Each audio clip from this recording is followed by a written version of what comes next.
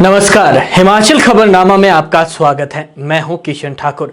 सबसे पहले नजर डालते हैं कुछ खास सुर्खियों पर।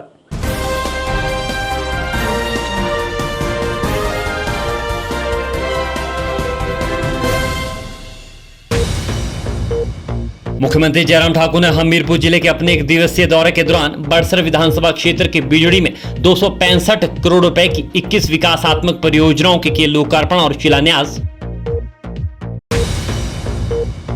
केंद्रीय सूचना एवं प्रसारण मंत्री अनुराग ठाकुर ने कहा, हिमाचल में जल्द लगेगा बुलेट प्रूफ जैकेट का कारखाना।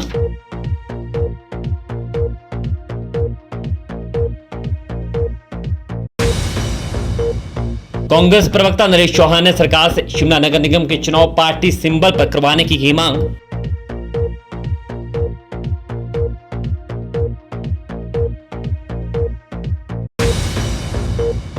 बिलासपुर सदर के विधायक सुभाष ठाकुर ने कहा, हिमाचल में वाल्मीकि परिवारों को सुविधाएं देने के लिए विधानसभा में पेश होगा विधेयक।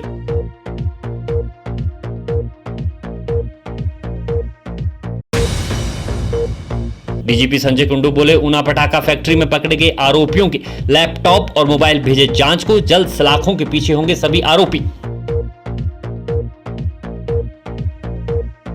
सुर्खियों के बाद अब खबरें विस्तार से। मुख्यमंत्री जयराम ठाकुर ने हमीरपुर जिले के अपने एक दिवसीय दौरे के दौरान बड़सर विधानसभा क्षेत्र के बिजड़ी में लगभग 265 करोड़ रुपए की 21 विकासात्मक परियोजनाओं के लोकार्पण और शिलान्यास किए। मुख्यमंत्री ने बिजड़ी में एक विशाल जनसभा को संबोधित करते हुए कहा कि वर्तमान राज्य सरकार का 4 वर्ष का कार्यकाल कोविड महामारी के कारण लगभग 2 वर्ष प्रतिकूल रूप से प्रभावित होने के बावजूद उपलब्धियों भरा रहा है। उन्होंने कहा कि ये सब राज्य के लोगों के समर्थन और केंद्रीय नेतृत्व के अपार स्नेह के कारण संभव हुआ है। मुख्यमंत्री जयराम ठाकुर ने हमीरपुर जिले के अपने एक दिवसीय दौरे के दौरान बड़सर विधानसभा क्षेत्र के बिजड़ी में लगभग 265 करोड़ रुपए की 21 विकासात्मक परियोजनाओं के लोकार्पण और शिलान्यास किए। मुख्यमंत्री ने बिजड़ी में एक विशाल जनसभा को संबोधित करते हुए कहा कि वर्तमान राज्य सरकार का 4 वर्ष का कार्यकाल कोविड महामारी के कारण लगभग 2 वर्ष प्रतिकूल रूप से प्रभावित होने के बावजूद उपलब्धियों भरा रहा है। मुख्यमंत्री ने उनके द्वारा समर्पित की गई विकासात्मक परियोजनाओं के लिए क्षेत्र के लोगों को बधाई दी। उन्होंने कहा कि परियोजनाओं की लागत को कम रखने के लिए सभी को निर्धारित समय अवधि में पूरा करने का प्रयास किया जाएगा। जयराम ठाकुर ने प्राथमिक स्वास्थ्य केंद्र भोटा को सामुदायिक स्वास्थ्य केंद्र में स्तरोन्नत, बिजड़ी में ITI खोलने, कलवाड़ा में 10 लाख रुपए की लागत से पुल, बडांगरा में पशु औषधालय खोलने और पशु औषधालय ब्यार को पशु अस्पताल में स्तरोन्नत करने, भोटा और बिजड़ी में अस्थायी पुलिस चौकी को नियमित पुलिस चौकी बनाने की घोषणा की। उन्होंने राजकीय वरिष्ठ माध्यमिक पाठशाला कुलहेड़ा में विज्ञान कक्षाओं और राजकीय वरिष्ठ माध्यमिक विद्यालय लोहारली में वाणिज्य कक्षाएं आरंभ करने की घोषणाएं की। मुख्यमंत्री ने बिजड़ी में 2.47 करोड़ रुपए की लागत से निर्मित 10 बिस्तरों वाले आयुर्वेदिक अस्पताल भवन, राजकीय वरिष्ठ माध्यमिक विद्यालय जौरे अंब में 1.28 करोड़ रुपए विज्ञान प्रयोगशाला भवन, बड़सर शाहतलाई मार्ग पर हरसौर के निकट सिरहाली खड्ड में 6.33 करोड़ रुपए की लागत से बने पुल, बिजड़ी चलसाई चकलाड़ा अम्बोटा घंकोट सड़क पर 4.07 करोड़ रुपए की लागत से बने चौड़ नाला पुल, नाबार्ड के तहत ब्रांगड़ा मुख्य सड़क के कलवल वाया थाना चलीली माजरा तक 1.34 करोड़ रुपए की मेटलिंग और टायरिंग कार्य, राजकीय वरिष्ठ माध्यमिक विद्यालय धनगोटा में 1.16 करोड़ रुपए लागत से निर्मित विज्ञान प्रयोगशाला भवन, बड़सर क्षेत्र में ब्यास नदी से विभिन्न उठाऊ पेयजल योजनाओं के संवर्धन के लिए 34.59 करोड़ रुपए, उठाऊ पेयजल योजना बानी बड़सर गरली फेज 1 और 2 के लिए संवर्धन के लिए 2.66 करोड़ रुपए, तहसील बड़सर में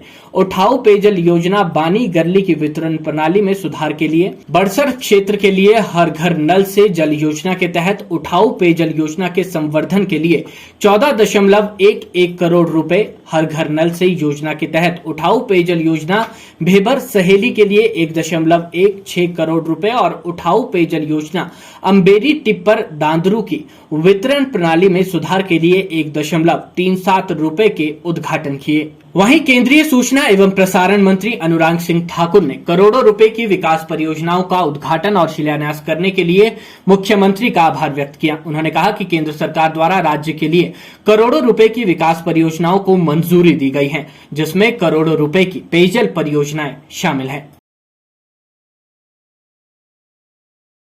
पशुपालन मंत्री वीरेंद्र कंवर और छठे राज्य वित्त आयोग के अध्यक्ष सतपाल सिंह सत्ती ने कृष्णा टावर ऊना में स्वां वुमेन फेडरेशन के नए कार्यालय का शुभारंभ किया। इस अवसर पर ग्रामीण विकास एवं पंचायती राज मंत्री वीरेंद्र कंवर ने फेडरेशन का नया कार्यालय खुलने पर बधाई देते हुए कहा कि स्वां फेडरेशन गांव में कार्य कर रही है और फेडरेशन के साथ लगभग 1050 समूह जुड़े हुए हैं। उन्होंने कहा कि देश की प्रगति में महिलाओं की बड़ी भूमिका है और फेडरेशन महिला सशक्तिकरण के लिए महत्वपूर्ण कार्य कर रही है।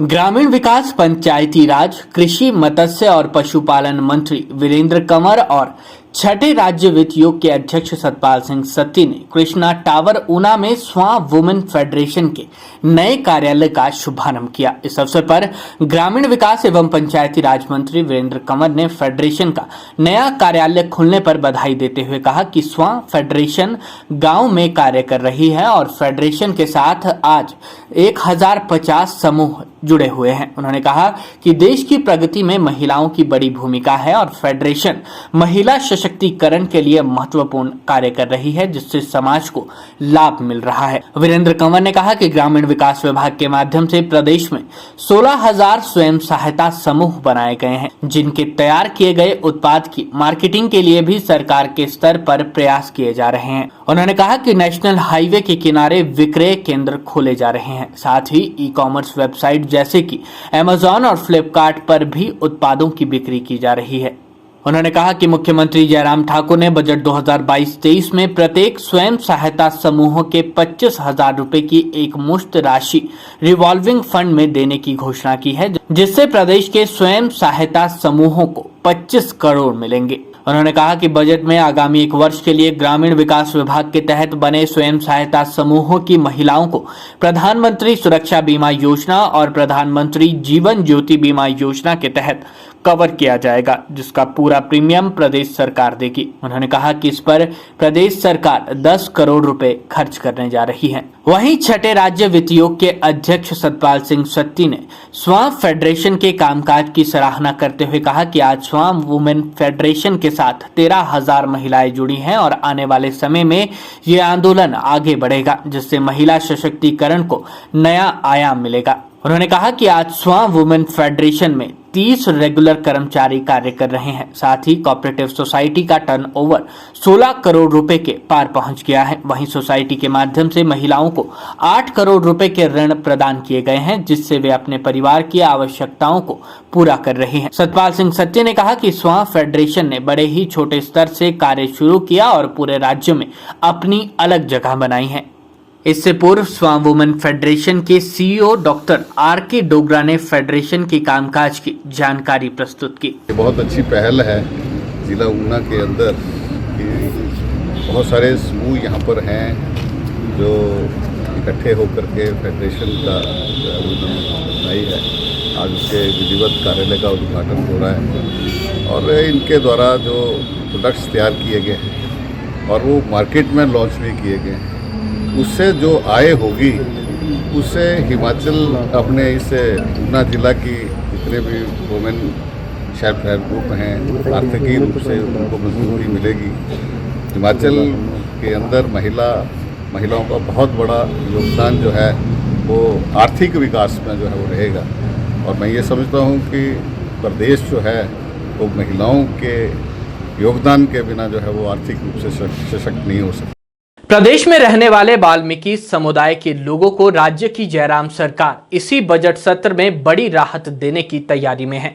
भूमिहीन लोगों को 2 बिस्वा जमीन की अलॉटमेंट की जाएगी, वहीं बिजली के स्थायी कनेक्शन भी मिलेंगे। ये खुलासा बिलासपुर सदर हलके के विधायक सुभाष ठाकुर ने रविवार को सर्किट हाउस में आयोजित पत्रकार वार्ता के दौरान दी। उन्होंने बताया कि वाल्मीकि समुदाय के लोग पिछले 4 से 5 दशकों से यहाँ रह रहे हैं। उनके पास ना तो अपनी जमीन है और ना ही बिजली और पानी के कनेक्शन।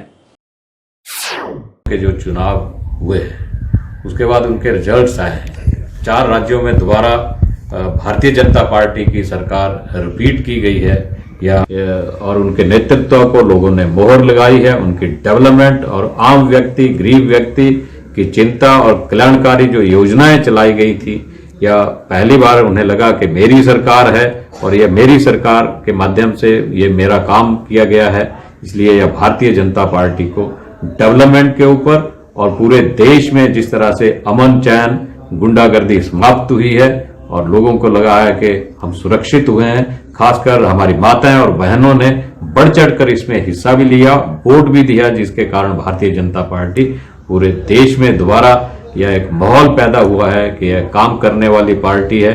और पूरे देश में जहां इसकी लोकप्रियता बढ़ी है, वहीं पूरी दुनिया में भी भारत देश का और आदरणीय नरेंद्र मोदी जी का एक अपना इमेज और एक भारत देश को भी आगे ले जाने के लिए बहुत बड़ा प्रोत्साहन भी मिला है। उसके लिए हम इसका भी बहुत बहुत धन्यवाद जनता का भी करते हैं और अपने नेतृत्व का बहुत बहुत धन्यवाद करना चाहते हैं। आदरणीय जगत प्रकाश नड्डा जी, राष्ट्रीय अध्यक्ष, उनके संगठनात्मक नेतृत्व में भी ये सारी चीजें हुई है, उनको भी हम बहुत बहुत बधाई देते हैं। इसमें भी आदरणीय जयराम ठाकुर जी के नेतृत्व में 4 सालों से जो सरकार चली है, यह भी आम व्यक्ति, गरीब व्यक्ति, सभी वर्गों का इसमें ध्यान रखा गया है। और इस बार का जो बजट है उसमें भी 1 लाख लोगों को जो उसमें सुविधाएं मिलेंगी और यहाँ पर बिजली, मुफ्त बिजली देने का प्रबंध किया गया है। और उसी तरह से जो हमारी बुढ़ापा पेंशन थी वह पहले 80 थी, 80 70 की और 70 से अब 60 की गई है। तो यह भी एक बहुत बड़ा लोगों में इसका संदेश भी गया है और ये लोकप्रियता के मामले में भी लोग इसको सराहा भी रहे हैं। उसी तरह से मैं बिलासपुर के बारे में भी यह कहना चाहूंगा कि हमारे बहुत से वाल्मीकि समाज के यहाँ पर लोग थे और बहुत सी हमारी बहनें थी जो कुछ बिड्डो थी और कुछ परित्यागता थी और कुछ बहुत ऐसे भी लोग थे जिनके नाम से कोई जगह नहीं थी और वर्षों से वो यहाँ रहते हैं। हिमाचली सर्टिफिकेट की उनको आवश्यकता पड़ती थी, उनके बच्चों के लिए वो सर्टिफिकेट नहीं मिलते थे।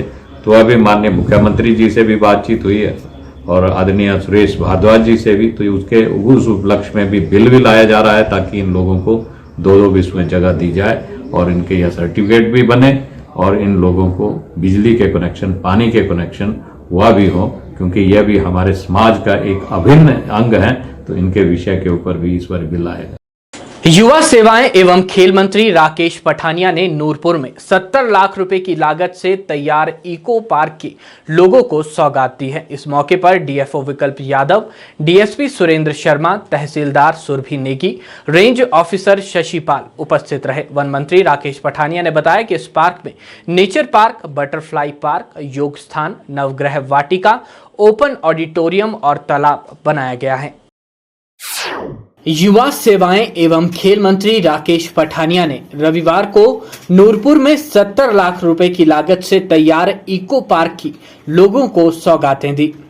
इस मौके पर मंत्री राकेश पठानिया ने बताया कि इस पार्क में नेचर पार्क, बटरफ्लाई पार्क, योग स्थान, नवग्रह वाटिका, ओपन ऑडिटोरियम और तालाब बनाया गया है। उन्होंने बताया कि इस पार्क के बनने से स्थानीय लोगों को जहां सुबह की सैर के साथ व्यायाम करने का बेहतर स्थान उपलब्ध होगा, वहीं बच्चों के साथ साथ पर्यटकों के आकर्षण का भी ये केंद्र बनेगा। उन्होंने कहा कि इस पार्क को सभी के लिए आकर्षण का केंद्र बनाने के लिए इसे और सुंदर रूप में विकसित करने की दिशा में विशेष प्रयास किए जाएंगे, जिसमें बटरफ्लाई पार्क का निर्माण भी किया जाएगा। उन्होंने बताया कि ये बटरफ्लाई पार्क प्रदेश का अपनी किस्म का पहला पार्क होगा। राकेश पठानिया ने कहा कि पार्क में बोटिंग के लिए मैनुअल पैडलिंग नौकाएं भी उपलब्ध करवाई जाएंगी। उन्होंने कहा कि प्रदेश सरकार पर्यटन को बढ़ावा देकर राज्य की आर्थिकी को मजबूत बनाने सहित पर्यावरण के संरक्षण के प्रति गंभीर है, जिसके लिए इको टूरिज्म को विशेष बढ़ावा दिया जा रहा है। इस मौके पर वन मंत्री ने रुद्राक्ष का पौधा भी लगाया और पार्क का निरीक्षण किया। उन्होंने अधिकारियों को इस पार्क को और सुंदर रूप से विकसित करने के निर्देश दिए। इसमें अभी काफ़ी काम और करने को है। इसमें काफ़ी बजट अभी हम और इसमें 25 लाख रुपए दे रहे हैं। इसमें एक हम बटरफ्लाई पार्क भी बना रहे हैं और काफ़ी काम अभी इसमें करने को है। इसमें अभी मच्छियाँ डालनी है, ब्यूटिफिकेशन करनी है और बहुत से काम छोटे छोटे जो हैं अभी यहाँ पे होने हैं।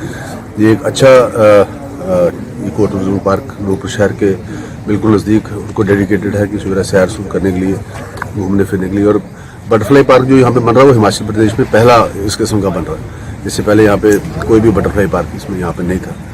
और भी प्रपोजल्स हैं, हमने वाइल्ड लाइफ में भेजी हैं, तो उम्मीद है भारत सरकार से हमें इसी पर जल्द मिल जाएगी। एक नया रेस्ट हाउस जिसके लिए 90 लाख रुपए की राशि मैंने मंजूर की है, वो मलकवाल में फॉरेस्ट हम बना रहे हैं। तो ये भी एक बहुत बड़ा, जो चंबा रोड पे लोगों के लिए वहाँ पे कोई रेस्ट हाउस नहीं था, वो भी एक बहुत पुरानी डिमांड थी लोगों की, उसको भी हमने पूरा। कांग्रेस प्रवक्ता नरेश चौहान ने कहा कि अभी हाल ही में सोलन, मंडी, पालमपुर और धर्मशाला में पार्टी सिंबल पर ही नगर निगम के चुनाव हुए और अब ऐसी क्या वजह आ गई है कि शिमला नगर निगम के चुनाव सरकार पार्टी सिंबल पर नहीं करवाना चाहती है। उन्होंने कहा कि एक तरफ सरकार दावा करती है कि शिमला शहर में भाजपा सरकार ने बड़ा विकास किया है, तो वहीं दूसरी ओर भाजपा क्यों नगर निगम के चुनाव पार्टी सिंबल पर नहीं करवाना चाहती। देखिए, जिस प्रकार से फाइनल रोस्टर निकल चुका है और नगर निगम के चुनाव का जो तैयारियां हैं कांग्रेस पार्टी का, जहां तक सवाल है, इस पे हमने काम शुरू कर दिया पार्टी ने।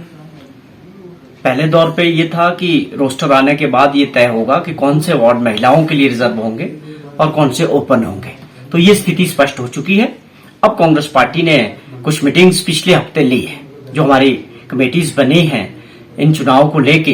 कांग्रेस पार्टी ने मैनिफेस्टो कमेटी, मीडिया कमेटी या एक और कमेटी जिसमें लोगों के साथ संपर्क करना है, कैंडिडेट्स के बारे में जानकारी लेनी है, फीडबैक लेना है।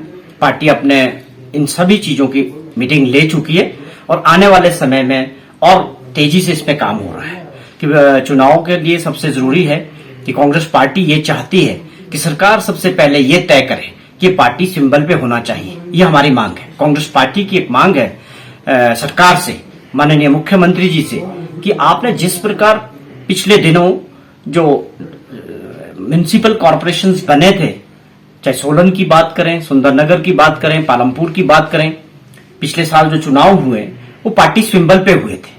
हम चाहते हैं कि इस बार शिमला म्युनिसिपल कॉरपोरेशन का जो चुनाव है वो भी पार्टी सिंबल पे सरकार कराए, तो उससे एक स्थिति स्पष्ट हो जाएगी कि सरकार क्या सोचती है। सरकार को इसके बारे में अपनी स्थिति स्पष्ट करनी चाहिए। और एक सरकार ने जो काम किया है, 4.5 साल का वक्त भाजपा की सरकार को हिमाचल प्रदेश में हो चुका है, तो उनको भी एक अच्छा मौका है कि अपने को आंकलन करने का कि सरकार कहां अपने आप को आंकती है, और हमको भी ऑपोजिशन में एक मौका मिलता है जनता के बीच जाने का कि पार्टी कांग्रेस ऑपोजिशन के नाते आज हम अपने आप को कहां पाते हैं। कांग्रेस पार्टी की पूरी तैयारी है, सभी नेता यहां काम करेंगे मिलजुल के, एकजुट होके, और सभी कार्यकर्ताओं को साथ लेके ये पूरी एकता के साथ और पूरी मजबूती के साथ इस चुनाव को गंभीरता से लेते हुए कि अपने आप में एक सेमीफाइनल है और विधानसभा से पहले अपना लास्ट चुनाव होगा, और इस चुनाव का एक बहुत महत्वपूर्ण हिमाचल प्रदेश की राजनीति में सभी दलों के लिए, चाहे सत्ता पक्ष हो या विपक्ष हो, तो म्युनिसिपल कॉर्पोरेशन शिमला का चुनाव अपने आप में बहुत अहमियत है और इम्पोर्टेंट है सबके लिए। देखिए, ये सरकार की डिलिमिटेशन जब हुआ वार्ड्स का, तो एक प्रयास मुझे लगता है कि सरकार ने किया है कि टेक्निकली कुछ ऐसे वार्ड्स बनाए जाएं कि वो सोचते होंगे कि हम इसको जीत पाएंगे, लेकिन मैं समझता हूं कि जो ये चीजें हुई है, हम इससे आगे बढ़ के देखते हैं कि अल्टीमेटली शिमला की जनता, मतदाता ये तय करेगा कि अगला जो नगर निगम होगा वो किसका होगा। उसके कारण है, उसका सबसे बड़ा कारण है कि 5 वर्ष के 4.5 वर्ष पहले जब चुनाव हुआ शिमला म्युनिसिपल कॉर्पोरेशन के लिए, तो भाजपा के लोगों ने बहुत बड़े बड़े वादे शिमला की जनता से किए। आज उस पे वोट पड़ेगा कि उन वादों का क्या हुआ, या इस नगर निगम ने किस तरह काम किया, लोगों से जो समस्याएं थी जनता की शिमला की, क्या वो कम हुई या वो बढ़ी है। पानी की समस्या हो, सीवर की हो, सफाई की हो या पार्किंग की हो, समस्या वैसे की वैसी है। मैं ये मानता हूं कि 5 वर्ष का समय भाजपा के काउंसलरों का आपस में लड़ाई में बीत गया, काफी ग्रुपिज्म रहा, ये पूरी जनता जानती है, मीडिया भी जानता है इस बात को कि इनके शुरू से पहले दिन से इनके ऊपर ग्रुपिज्म था, और आपस में भाजपा के पार्षद ने सारा जो समय था वो आपस में लड़ाई में बिता दिया।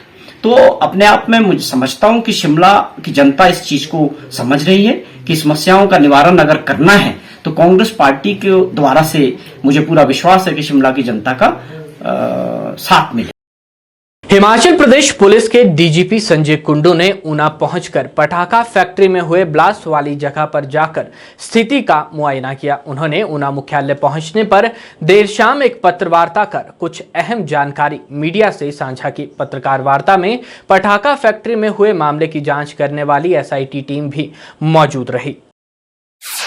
हिमाचल प्रदेश पुलिस के डीजीपी संजय कुंडू ने देर शाम ऊना पहुंचकर पटाखा फैक्ट्री में हुए ब्लास्ट वाली जगह पर जाकर स्थिति का मुआयना किया। वहीं इसके बाद उन्होंने ऊना मुख्यालय पहुंचने पर देर शाम पत्रकार वार्ता कर कुछ अहम जानकारी मीडिया से साझा की। इस पत्रकार वार्ता में पटाखा फैक्ट्री में हुए मामले की जांच करने वाली एसआईटी टीम भी मौजूद थी, जिसमें डीआईजी सुमेधा और एसपी ऊना अरिजीत सेन ठाकुर भी मौके पर मौजूद रहे। डीजीपी संजय कुंडू ने बताया कि ये उद्योग श्री गुरु जी के नाम से रजिस्टर्ड है और इसे सिंगल विंडो क्लियरेंस लेने के बाद एस्टेब्लिश किया गया था। डीजीपी की माने तो यहाँ 2 यूनिट थे, दोनों में अलग अलग प्रकार के पटाखे बनाए जाते थे। जिस उद्योग में ब्लास्ट हुआ उस उद्योग में माचिस के आकार जैसे पटाखे बनाए जाते थे। इस फैक्ट्री में ब्लास्ट होने के बाद पुलिस को सूचना मिली और पुलिस मौके पर पहुंची थी। इस मामले में कुछ लोगों के बयान भी दर्ज किए गए और कुछ गिरफ्तारियां भी की गई। उन्होंने कहा कि पटाखा बनाने के लिए जो मिश्रण इस्तेमाल किया जाता था उसकी रिपोर्ट अभी आना बाकी है। वहीं उन्होंने कहा कि इस मामले में पकड़े गए आरोपियों से उनके मोबाइल और लैपटॉप जांच के लिए भेजे गए हैं, जिसकी रिपोर्ट आना अभी भी बाकी है। डीजीपी संजय कुंडू ने बताया कि इस मामले में बाकी आरोपियों को भी जल्द पकड़ लिया जाएगा। उन्होंने कहा कि विधानसभा का सत्र इन दिनों चल रहा है, ऐसे में वे ज्यादा इस पर नहीं बोल सकते, लेकिन विधानसभा सत्र के समापन होने के बाद ही वे ऊना आकर फिर से पत्रकार वार्ता करेंगे और इस मामले से पूरा पर्दा उठाएंगे। वहीं डीजीपी संजय कुंडू ने पटाखा फैक्ट्री से कुछ माचिस के आकार के पटाखे भी साथ लाए और मीडिया को उसका डेमो भी दिया। आप सब लोगों का यहाँ नमस्कार। देखिए, आप जानते हैं कि हिमाचल प्रदेश विधानसभा का सेशन अभी चालू है, तो हम ज़्यादा इसमें बोल नहीं पाएंगे, लेकिन मैं आज ऊना में और टालीवाल में आया तो थोड़े से फैक्ट्स इसके बता देते हैं आपको।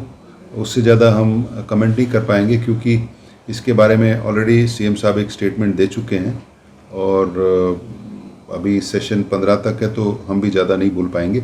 मैं आपका परिचय हमारी एसआईटी से करवाना चाहता हूँ।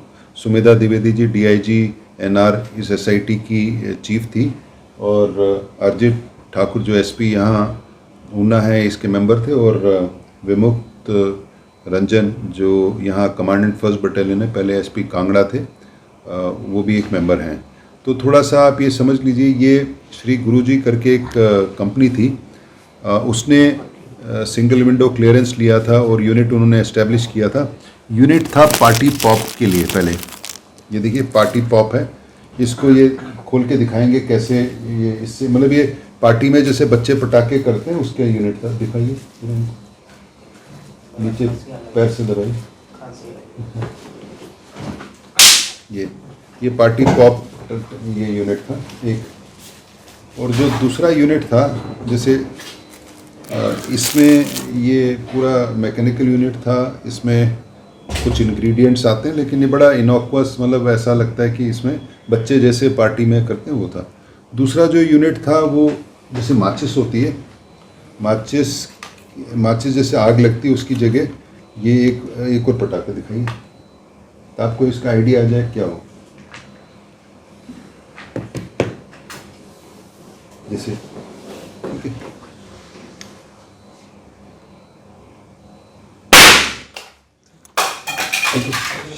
तो ये बेसिकली 2 यूनिट थे। एक तो 2 यूनिट थे, एक तो पार्टी पॉप का था और दूसरा ये था जिसमें आग लगी, वो ये यूनिट था। तो उसमें आप देखिए कि हम गए थे प्लांट में, ये ट्यूब्स हैं ऐसी पतली पतली और इसको एक साइड ये प्लास्टर ऑफ पेरिस लगा देते थे और उसमें फिर एक्सप्लोजिव भर देते थे। नॉर्मली जो एक्सप्लोजिव होता है, जो पटाखा होता है, उसमें एक फ्यूज़ होता है, एक तार होती है, उसमें आग लगाते हैं फिर फटता है। ये लेकिन ये माचिस की तरह था, इसको कॉर्सेयर बोलते हैं, कॉर्सेयर। और इसमें फिर जो पटाखा भर के इसके ऊपर पेंट लगाते थे। दिखाइए जरा, इसको खोल के दिखाइए।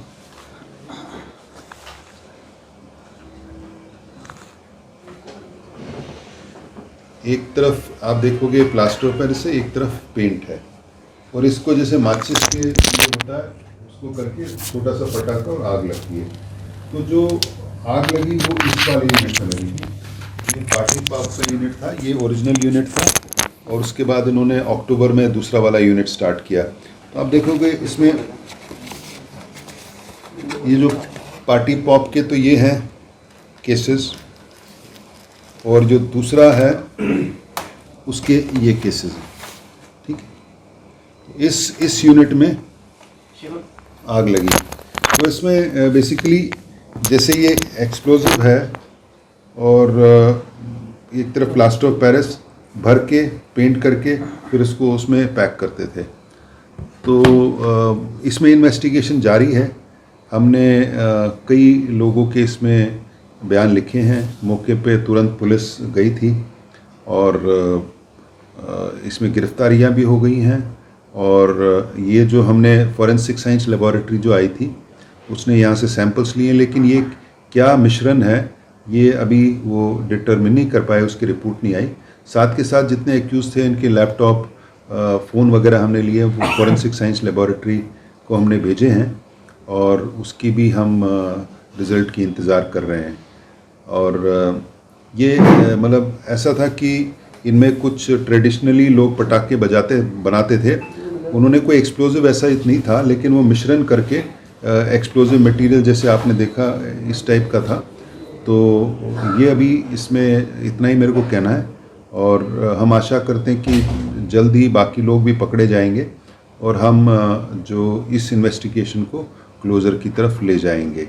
अगर आप देखेंगे तो वैसे तो बड़ा इनोकुअस सा लगता है कि कोई वो नहीं है, तो इतना ही कह पाऊँगा, इससे ज़्यादा मैं कुछ ज़्यादा नहीं कह पाऊँगा। मैं आपके ज़्यादा प्रश्न भी नहीं ले पाऊँगा, और हम आशा करते हैं कि एक बार विधानसभा सेशन ख़त्म हो जाएगा उसके बाद मैं दोबारा आऊँगा तो उसमें डिटेल प्रेस कॉन्फ्रेंस करेंगे। इसमें हिमाचल प्रदेश की राजधानी शिमला से करीब 120 किलोमीटर दूर सुंगरी नामक स्थान अंग्रेजों के समय से पर्यटन मानचित्र पर अहम स्थान रखता है। यहाँ की मनमोहक वादियों को देखते हुए सरकार द्वारा दशकों पूर्व यहाँ करोड़ों रुपए खर्च कर टूरिस्ट कॉम्प्लेक्स का निर्माण किया गया, लेकिन इस परिसर के निर्माण के बाद इसे लावारिस छोड़ा गया, जिस कारण आज ये भवन खंडर में तब्दील हो रहा है। हिमाचल प्रदेश की राजधानी शिमला से करीब 120 किलोमीटर दूर सुंगरी नामक स्थान अंग्रेजों के समय से पर्यटन मानचित्र पर अहम स्थान रखता है। यहाँ की मनमोहक वादियों को देखते हुए सरकार द्वारा दशकों पूर्व यहाँ करोड़ों रुपए खर्च कर टूरिस्ट कॉम्प्लेक्स का निर्माण किया गया था, ताकि यहाँ घूमने आने वाले पर्यटकों को खाने रहने की सुविधाजनक व्यवस्था हो। लेकिन इस परिसर का निर्माण कार्य वर्ष 1994 और 95 में हुआ था और निर्माण के बाद इसे लावारिस छोड़ा गया, जिस कारण आज ये भवन खंडर में तब्दील होकर रह गया है। इस परिसर से दरवाजे, खिड़कियां और अन्य सामान तो चोरी हुआ है और यहाँ तोड़फोड़ भी हुई है। अब ये पशुशाला का रूप धारण कर चुका है। लोगों की मांग है कि सरकार इसका सदुपयोग कर इसका जल्द जीर्णोद्धार करे, ताकि ऐसे रमणीक एवं मनमोहक क्षेत्र में पर्यटन को बढ़ावा मिल सके, जिससे क्षेत्र के बेरोजगार युवाओं को रोजगार और स्थानीय व्यवसायियों को भी लाभ हो सके। स्थानीय निवासी सत्य प्रकाश चौहान ने बताया कि पर्यटन की दृष्टि से शिमला जिले का सुंगरी अंग्रेजों के समय से सुप्रसिद्ध है। यहाँ पर दूर दूर से पर्यटक आते हैं। इसको ध्यान में रखते हुए सुंगरी में करोड़ों रुपए की लागत से एक परिसर का निर्माण किया गया। वहीं विद्यासागर ने बताया कि वर्ष 1994-95 में करोड़ों की लागत से इस भवन को बनाया गया था, लेकिन उसके बाद इस परिसर की ओर कोई ध्यान नहीं दिया गया है। वहीं ठाकुर सिंह चौहान ने कहा कि वे सरकार से अनुरोध करते हैं कि सुंगरी एक पर्यटन स्थल है। यहाँ पर टूरिज्म की ओर से कॉम्प्लेक्स बनाया गया था, जिसकी हालत अब जर्जर हो गई है। उन्होंने इसका जीर्णोद्धार करने की उम्मीद जताई और सरकार से मांग की। जो है 2005, 2004 और 5 में हमारे सरकार ने जो टूरिज़्म बनाया था, टूरिज़्म बढ़ाने के लिए एक मंजिल बिल्कुल तैयार हुई। उसके बाद जैसे ही तैयार हुई, सरकार ने इसकी सुधी लेनी बंद कर दी, जिसकी स्थिति आज इतनी ख़राब हो चुकी है, जो कि आप देख रहे हैं। इतनी ख़राब हो चुकी है आज की स्थिति कि जो हमारा 1.25 करोड़ पैसा लगा, तो इसके बाद भी सरकार ने कोई सुध नहीं ली। सरकारें आते गई जाते गई, हमें आश्वासन देते गए कि कुछ करेंगे, पर आज तक किसी ने किसी प्रकार की सुध नहीं ली। हम अभी भी सरकार से अनुरोध करते हैं कि इसे दोबारा डिसमेटल करके दोबारा इसको पुनर्निर्माण करिए ताकि लोगों को रोज़गार मिले। और इस तरह की जो अधिकतर जो लोग दूर दूर से आते हैं, घूमने आते हैं, जो मैप में सुंगरी है, पर जब वो लोग यहाँ आते हैं तो ऐसा बोलते हैं कि रहने के लिए क्या व्यवस्था है। मैं सरकार से ये अनुरोध करना चाहता हूँ कि भाई हमारे सुंगरी एक जगह है, वहाँ टूरिज़्म कम्प्लेक्स बना है जो जिसकी हालत इस टाइम जर्जर हालत में है। तो इसमें ना चौकीदार उस टाइम, जबकि ये ठीक कंडीशन में बना था उस टाइम, तो आज जिसकी स्थिति जो है मतलब बहुत दयनीय है। तो सरकार से ये अनुरोध है कि इसको इसका निर्माण करे और ताकि हमारे लोगों को जो है मतलब इसमें आगे आने वाले भविष्य में जो है रोज़गार मिले और हमारी आर्थिक लोगों की इसमें सुदृढ़ हो सके। मेरी सरकार से विनती है, इस क्षेत्र को देखकर, इस टूरिज़्म की बिल्डिंग को देखकर इतनी जर्जर हालत में है, सरकार इसमें थोड़ी सूद ले ताकि लोगों के यहाँ रोज़गार मिले। और इसमें कम से कम मेरे अपने आइडिया से 100 करोड़ रुपया जो है इन्वेस्टमेंट हो चुका है। और इतनी अच्छी लोकेशन है यहाँ, और ये पर्यटन की दृष्टि से ये शायद मेरा आइडिया है कि हिंदुस्तान की मानचित्र में है। तो इसको इतना बढ़ावा मिलना चाहिए, इसकी सूद ले सरकार कि इसको जो अच्छी तरह से और दोबारा मोटिफाई करे, तो ताकि लोगों का यहाँ सब्जी है, दूध है, हर चीज़ जो है बिके। बाहर से लोग आएंगे, घूमने आएंगे, अच्छा है, लोकेशन अच्छी है। भराड़ी थाना क्षेत्र के अंतर्गत आने वाले गांव दधोल कला में एक व्यक्ति मृत अवस्था में पाया गया। जानकारी के अनुसार ग्राम पंचायत दधोल के अंतर्गत आने वाले गांव दधोल कला के पास बने बई नाले में व्यक्ति मृत अवस्था में पाया गया। मृतक के पुत्र शुभम ने बताया कि गांव में शनिवार को एक समारोह में उनके पिता खाना खाने गए थे, लेकिन पूरी रात घर नहीं आए तो घर के सदस्यों ने उन्हें ढूंढने की कोशिश की, जिस पर रविवार सुबह के समय उनके पिता मृत अवस्था में बेई नाले के समीप मिले। मामले की पुष्टि डीएसपी अनिल ठाकुर ने की है। तो मेरे चाचा के लड़के श्री ज्ञानचंद शर्मा जो भट्टी में गए हुए थे और भट्टी से आती बार वो पानी में गिरे और उनकी मृत्यु हो गई। हमने उनको सुबह देखा तो पानी में गिरे हुए थे, जिस कारण उनकी मृत्यु हुई। जिला सिरमौर के गिरिपार इलाके में हाटी समुदाय ने जनजातीय क्षेत्र घोषित करने की मांग को लेकर सरकार के खिलाफ मोर्चा खोल दिया है। इसी विषय को लेकर राजधानी शिमला में भाटी विकास मंच द्वारा बैठक का आयोजन किया गया, जिसमें सैकड़ों लोगों ने भाग लिया। मीडिया से मुखातिब होते हुए मंच के सलाहकार रमेश सिंगटा ने कहा कि अगर जून माह तक उनकी मांग को पूरा नहीं किया गया तो वे उत्तराखंड में शामिल हो जाएंगे। जिला सिरमौर के गिरिपार इलाके में हाटी समुदाय ने जनजातीय क्षेत्र घोषित करने की मांग को लेकर मोर्चा खोल दिया है। इसी कड़ी में रविवार को राजधानी शिमला में एक बैठक का आयोजन किया गया। बैठक का आयोजन भाटी विकास मंच द्वारा किया गया। इस बैठक में सैकड़ों की संख्या में लोगों ने भाग लिया। हाटी विकास मंच के महासचिव जीएस तोमर ने कहा कि ये 144 पंचायतों का मामला है, जिसमें जनजातीय क्षेत्र घोषित करने की मांग काफी लंबे समय से की जा रही है। उन्होंने कहा कि ये वहां के लोगों की मांग है और उनका हक है। उन्होंने कहा कि सरकार इस पर कोई एहसान नहीं करेगी। उन्होंने कहा कि इस महीने शिमला में महाकुंभली का आयोजन किया जाएगा, जिसमें आगामी रणनीति तय की जाएगी। वहीं मंच के सलाहकार रमेश सिंगटा ने कहा कि गिरिपार क्षेत्र के लोग काफी लंबे समय से मांग कर रहे हैं। उन्होंने कहा कि भाजपा सरकार ने उन्हें आश्वासन दिया था कि हाटी समुदाय को जनजातीय क्षेत्र घोषित करने के लिए केंद्र सरकार से बात की जाएगी। उन्होंने कहा कि जून महीने तक वे इंतजार करेंगे, उसके बाद यदि उनकी मांग नहीं मानी जाती है तो वे उत्तराखंड में शामिल हो जाएंगे। तमाम यहाँ पे गिरिपार के जो हमारे शिमला के अंदर गणमान्य लोग हैं हाटी समुदाय के, आज हमारी यहाँ पे बैठक थी, जिसमें हमने आगामी रणनीति जो होनी है गिरिपार का जो क्षेत्र है और हाटी समुदाय है उसको जनजातीय समुदाय और जनजातीय क्षेत्र घोषित करने के लिए आज हमने रणनीति बनाई। जैसा कि आप सभी पत्रकार मित्रों को भी ज्ञात है कि जो हमारा हाटी आंदोलन है ये एक चिरकालिक मांग है और काफ़ी समय से चली आ रही है।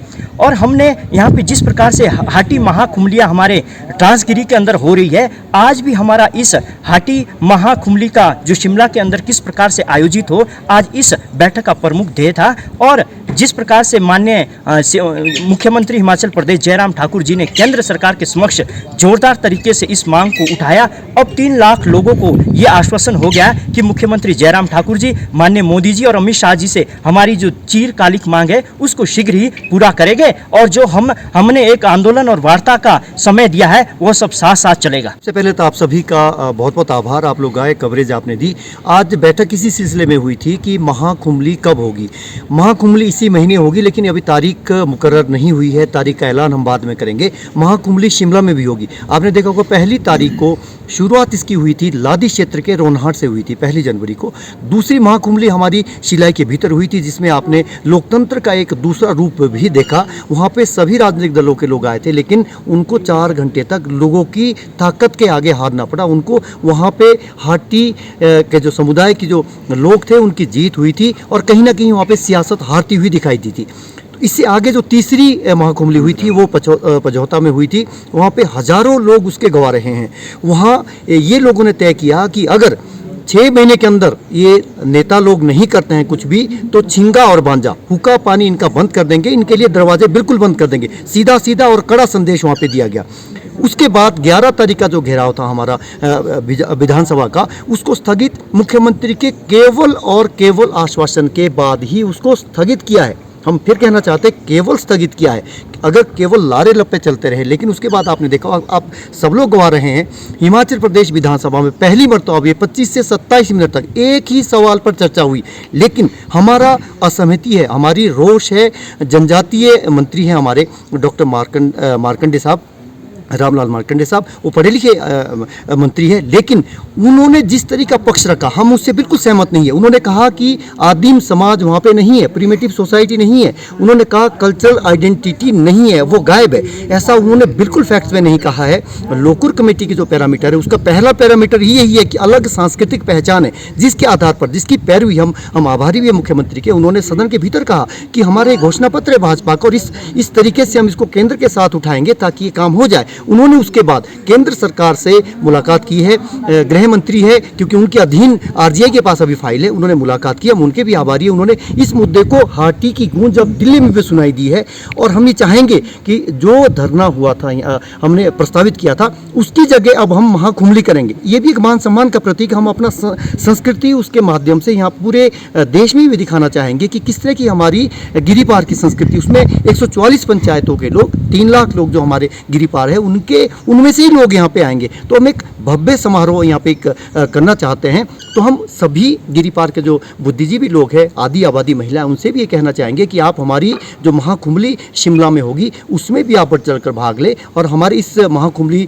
आंदोलन को सफल बनाएं। ये हमारा जो हाटी समुदाय के लोग हैं और खासकर जो 144 पंचायतें हैं गिरी सिरमौर की, उनका ये संवैधानिक अधिकार है। ये कोई राजनीतिक पार्टी एहसान नहीं कर रही है इन लोगों पर। अगर उनको ये चीज़ मिलती है, उनका अधिकार मिलता है, तो उनका ये संवैधानिक अधिकार है। क्योंकि जिस तरह से बात हो रही है कि बुनियादी बातें यह है कि जौनसार बाबर जो साथ में पड़ता है उनको ये सभी सुविधाएं मिलती है और हम उससे वंचित है। तो उसके लिए अगर हम आज संघर्ष कर रहे हैं, भले ही ये संघर्ष थोड़ा लेट शुरू हुआ है, इसकी मांग बहुत पहले से होती आई है। लेकिन जो राजनीतिक पार्टियां, चाहे वो कांग्रेस पार्टी रही हो या बीजेपी रही हो, उन्होंने इस मामले को सेंटर के सामने इतना जोरदार ढंग से नहीं उठाया जो अभी जयराम सरकार के दौरान दिख रहा है। हालांकि बीरबल सिंह ने इसकी शुरुआत की थी।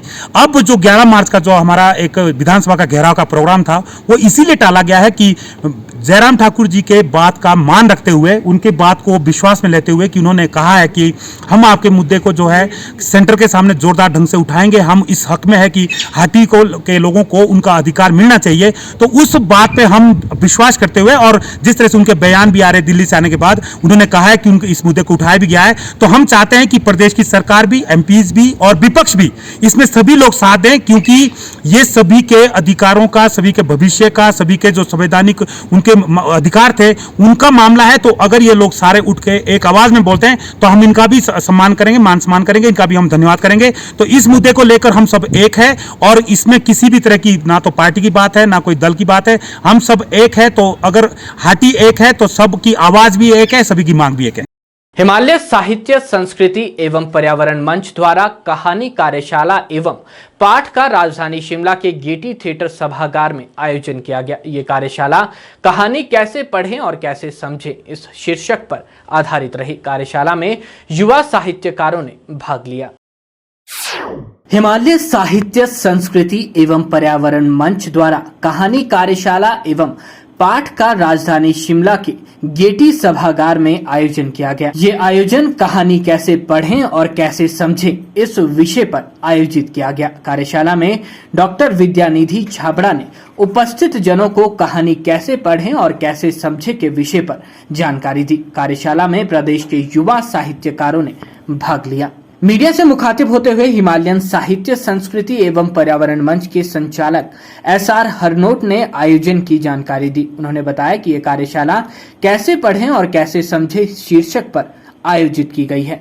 आज का जो हमारा कार्यक्रम है वो कहानी पे निर्धारित है, कहानी पे आयोजित है और जिसका शीर्षक हमने दिया है कि कहानी कैसे पढ़ें और कैसे समझें।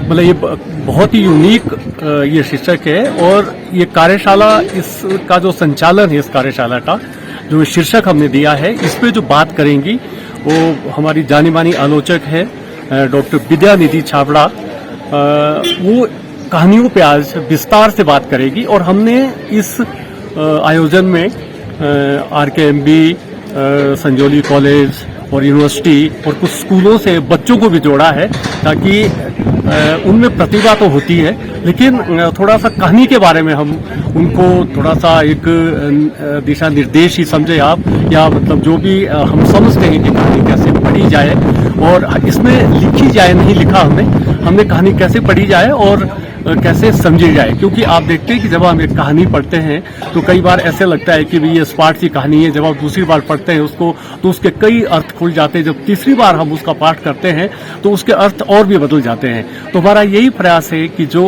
नए नवोदित बच्चे हैं और या वरिष्ठ लोग हैं या हम लोग भी हैं, हम लोग भी ये आज समझे कहानी को कि वो कैसे पढ़ी और वो समझी जाए। तो इस पर ये कार्यशाला है जिसमें और इसमें 2 सत्र रखे हमने। पहले तो एक कार्यशाला है और उसके बाद 6 कहानीकार हैं हमारे, जिसमें सुरेश शांडिले जी कहानी पढ़ रहे हैं और आप ये नाम देख रहे हैं गुप्तेश्वर नाथ उपाध्याय भी हमारे सीनियर लेखक है, वो कहानी पढ़ेंगे।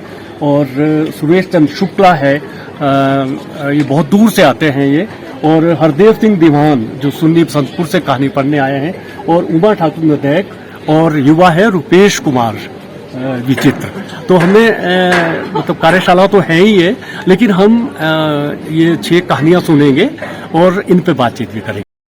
अस्पतालों में चल रही रक्त की कमी को देखते हुए समय समय पर विभिन्न स्वयंसेवी संस्थाएं आगे आती हैं। इसी कड़ी में rotary club Shimla, rotaract club, government dental college Shimla और रोटरेक्ट क्लब जेपी यूनिवर्सिटी के संयुक्त तत्वावधान में शिमला में रक्तदान शिविर का आयोजन किया गया।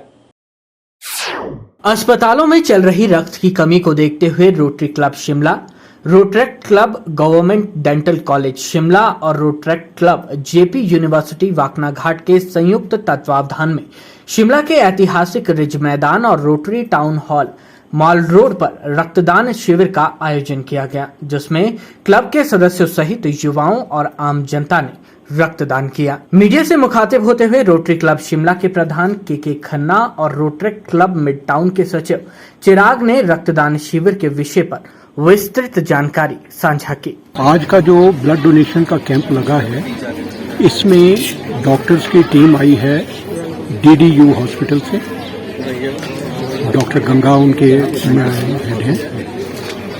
इसके अलावा आज हमारा टारगेट 50 से ज़्यादा यूनिट्स ब्लड इकट्ठा करने का है। ये एक इंटरनेशनल इवेंट के तौर पे हम कर रहे हैं। रोटरी इंटरनेशनल में रोटरी क्लब्स और रोटरेक्ट क्लब्स जो हमारा यूथ विंग है वो मिलकर ये सारी दुनिया में इस हफ्ते में हम ब्लड डोनेशन करवा रहे हैं जो 7 तारीख को शुरू हुआ था और आज उसका अंतिम दिन है।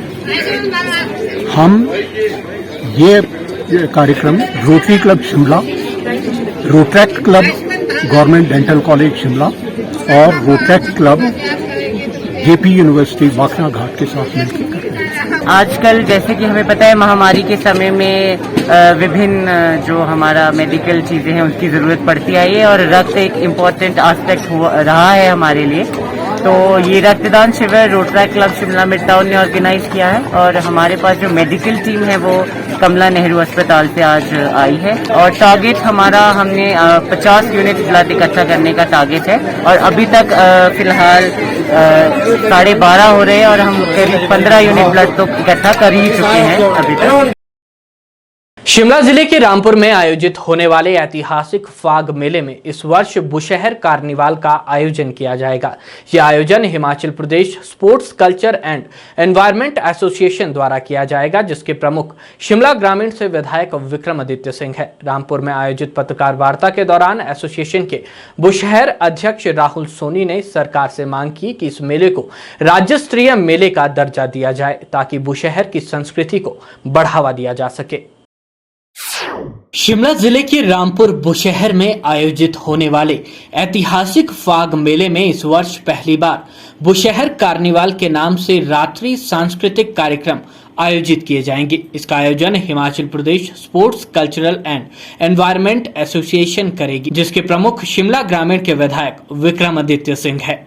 रामपुर बुशहर में हर वर्ष बसंत आगमन की खुशी में फाग मेले का आयोजन किया जाता है। मेले में आसपास के इलाकों से आए देवी देवताओं की भूमिका अहम होती है। एसोसिएशन की रामपुर बुशहर इकाई के अध्यक्ष राहुल सोनी ने पत्रकार वार्ता में बताया कि फाग मेला बुशहर के लोगों की आस्था का केंद्र है, लेकिन आज तक इसका दर्जा जिला स्तरीय ही रखा गया। उन्होंने जिला प्रशासन और प्रदेश सरकार से मांग की कि फाग मेले का दर्जा जिला स्तरीय से राज्य स्तरीय किया जाए ताकि बुशहर की संस्कृति को बढ़ावा दिया जा सके। इस बार फाग मेले में Himachal Pradesh sports culture and environment association द्वारा बुशहर कार्निवाल के नाम से रात्रि सांस्कृतिक कार्यक्रमों का आयोजन किया जा रहा है, जिसमें स्थानीय और नामी कलाकारों को आमंत्रित किया जाएगा।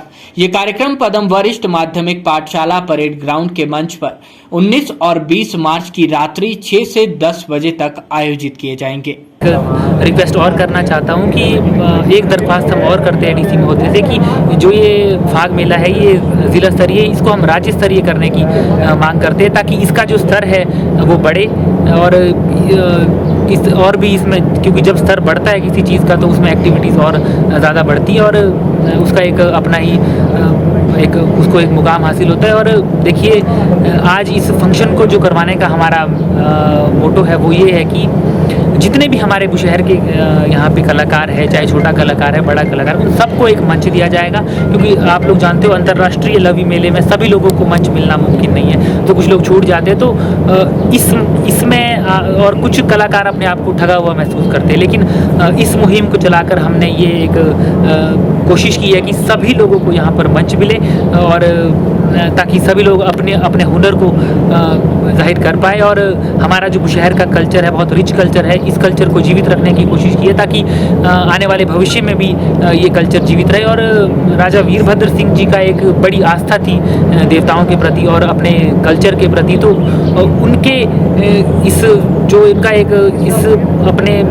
इस कल्चर के लिए एक लोगों और देवताओं के लिए एक प्यार था, उसको जीवित रखने के लिए हम लोगों ने एक निर्णय लिया है कि हम लोग अंतर्राष्ट्रीय इसमें जिला स्तरीय फाग मेले में नाइट प्रोग्राम करवाएंगे और बड़े अच्छे से हम करवाएंगे। मैं आप लोगों को आश्वस्त करना चाहता हूँ इसको हमारे साथ जुड़े, जो कि जिसको नाम हमने बुशहर कार्निवल करके नाम दिया गया है। देखिए इसको मैं आपकी जानकारी के लिए बताना चाहता हूँ कि इसको हम Himachal Pradesh sports culture and environment association के बैनर के नीचे करवा रहे हैं, जिसके अध्यक्ष माननीय विक्रमादित्य सिंह जी है। और इस बार हमने पहली बार एक ऐसा यहाँ पे रामपुर में इस तरह का कल्चर को जीवित करने की कोशिश की है, जो कि काफ़ी पहले इसको समाप्त कर दिया गया था, लेकिन इस बार हम लोगों ने यहाँ पे एक बुशहर नाइट जो कि हमारी कल्चर नाइट के नाम से जानी जाएगी। 2 दिन का कुछ है, ये कल्चरल नाइट की है 19 और 20 तारीख को।